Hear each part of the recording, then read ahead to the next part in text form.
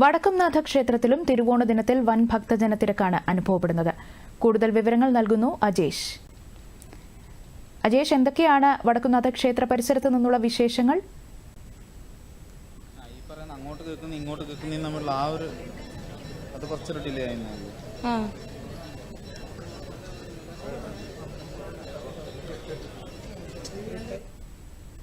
ദർശനം നേടാനായിട്ട് എത്തിച്ചേരുന്നുണ്ട്.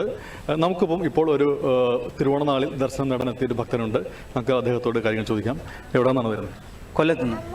ഇന്ന് തിരുവോണ ദിവസം ദർശനം നടത്താൻ വേണ്ടി പ്രത്യേകിച്ച് എത്തിയതാണോ? അതെ അതെ, വരാറുണ്ടോ നടക്കുന്നതല്ലേ? വരാറുണ്ട്. എന്താണ് ഓണനാളിൽ ഇങ്ങോട്ട് വരാനുള്ളൊരു? എൻ്റെ ചേട്ടൻ ഇവിടെ ജോലി ചെയ്യുന്നത് പോലീസിലാണ്, രാമവർമ്മപുരം. അന്നേരം ഇവിടെ കോട്ടേഴ്സ് വരുമ്പോഴെല്ലാം ഇവിടെ വന്ന് തൊഴുതിട്ടേ പോകത്തുള്ളൂ. തിരക്കുണ്ടായിരുന്നോ? അത് ഇന്ന് വളരെ തിരക്ക് കുറവാണ്. മഴയുള്ളതുകൊണ്ടായിരിക്കും അല്ലേ? ഐശ്വര്യ പ്രതീക്ഷിച്ചത്രയും തിരക്കില്ലായിരുന്നു. ഞങ്ങളൊരു ശിവഭക്തരാണ്, അതുകൊണ്ട് ഞങ്ങൾ എപ്പോൾ ഇവിടെ വന്നാലും ഇവിടെ വന്ന് തൊഴുതിട്ടേ പോകത്തുള്ളൂ.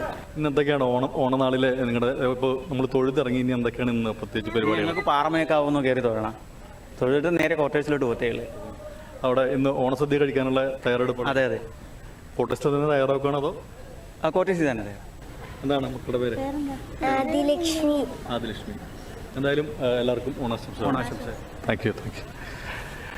ഇന്ന് വടക്കുംനാഥന് പ്രത്യേകിച്ച് തിരുവോണ പൂജകളുണ്ട്. രാവിലെ 8:30-ക്കും 9 മണിക്കുമായി ഇരട്ടി പൂജ എന്നുള്ള പ്രത്യേക തിരുവോണ പൂജകൾ നടക്കും. അതിനുശേഷം 10 മണിയോടെ ഇന്ന് നട അടയ്ക്കും. പിന്നീട് വൈകുന്നേരം 4 മണിക്ക് മാത്രമാണ് നട തുറക്കുക.